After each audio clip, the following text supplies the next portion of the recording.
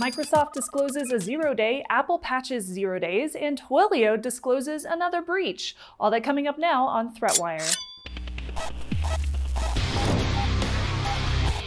Greetings! I am Shannon Morse and this is ThreatWire for November 1st, 2022. It's my birthday month!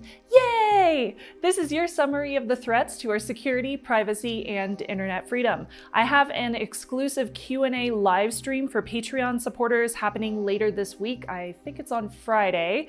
For anybody who signs up before Friday, you can join in as well. Let's go ahead and jump right into the news this week. According to reports from last weekend, active ransomware attacks are hitting Windows via a newly discovered 0-day, which can bypass Mark of the Web or MOTW security warnings. The ransomware uses malicious JavaScript files to bypass this feature. Mark of the Web is a Windows security feature which will prompt a user with a warning whenever a file has been downloaded straight from the internet and could potentially be malicious. The flag can be viewed in Notepad as a special identifier for files, and it includes 3 markers. There's a zone ID, a referrer, and the file's URL. The Windows security warning for an average user is just a simple pop-up that asks if they want to open the file and what publisher it is from. The user will see a warning as well that says the file could potentially harm their computer. These new attacks are downloaded JavaScript files, which are signed with a malformed key, according to Will Dorman of Analogence, a cyber solutions firm. The malformed key bypasses the MOTW flag, so a user is not faced with any security warning or prompt, so the script would open and execute automatically, which then installs Magniber ransomware. The issue can also persist in exe or executable files, not just the .js JavaScript ones, due to the ability to modify hex code in exe executable files. Dorman posits that this issue affects Windows 10's Smart Screen feature. Microsoft is aware of this 0-day, but they had not released a patch officially. Luckily though, an unofficial patch from the Unpatched micro-patching service is now available, which does fix this Smart Screen problem. According to Unpatched, it stems from Smart Screen's, quote, inability to parse the malformed signature in a file. So users can use the Unpatched agent to install the unofficial patch, or you can wait for one to become available from Microsoft officially. In either case, be very cautious whenever downloading files from email attachments or from the web. Apple just released a slew of updates to their line of products and software to fix some vulnerabilities, some of which were actively exploited in the wild. iPad OS and iOS received a patch to fix a 0-day, for example, which was ID'd as CVE 2022-42827. This one is an out-of-bounds write issue within the kernel, allowing an attacker to execute arbitrary code with escalated privileges. This problem was disclosed by an anonymous researcher, and very few technical details are actually known at this time.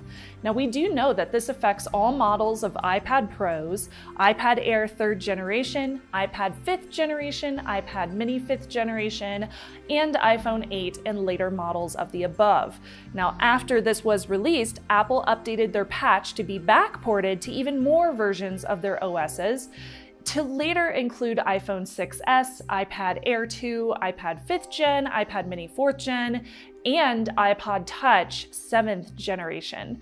The advisory was also updated to reflect the newly discovered issues, now to include iOS 15.7.1 and iPad OS 15.7.1. So make sure to update even if you have an older iPad or iPhone. Other 0-days were also fixed in this newest update, 19 in total, which affect a variety of firmware, including the kernel, WebKit, Bluetooth even, IOKit, Sandbox, and more. The full list contained within the security update for iOS 16.1 and iPad OS 16 include a lot of interesting new disclosures. Researchers discovered an issue with audio which could allow an attacker to craft an audio file that could lead to information disclosure. An issue in core Bluetooth in which an attacker could record audio using a pair of connected AirPods. Many issues that could allow an attacker to execute code with kernel privileges. And there was also the sandbox issue in which an app could access users' sensitive data. The full list is disclosed in their updated documentation. Biggest of shoutouts to my Hush Puppy perk level patrons for sharing their fur baby photos and for the support.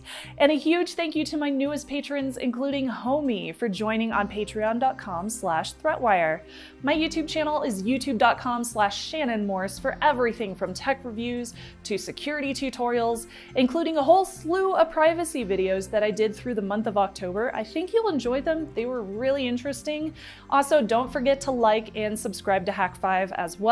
Let's go ahead and finish out today's episode with my last top story, all about Twilio. Again, Twilio disclosed yet another data breach that happened earlier this year. According to their new disclosure, this one happened on June 29th with an attacker using social engineering to steal employee credentials via a voice phishing attack, which is also called vishing. These credentials were used to access customer data, and the attacker's access was revoked within 12 hours. Affected customers were notified on July 2nd, and Twilio did not disclose exactly how many customers were affected in this data breach. The company also shared more findings about that August hack in the same public disclosure, which came out just a few days ago. To reiterate what had happened back in August, this attack happened when an attacker accessed customer data to an administrative portal via a targeted SMS-based phishing attack to steal some employee credentials. Now, this was also the same campaign that hit Cloudflare, MailChimp, and a lot of other companies. In some cases, like the one with Cloudflare, the attempts were actually blocked because the company had administered FIDO2 compliant hardware security keys, which the attacker could not steal remotely.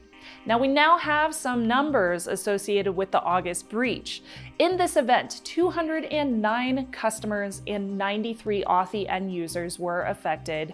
As we know, this attack occurred due to that SMS phishing attack, but Twilio also confirmed that the attackers had access for 2 whole days after their first disclosure, which had come on August 7th.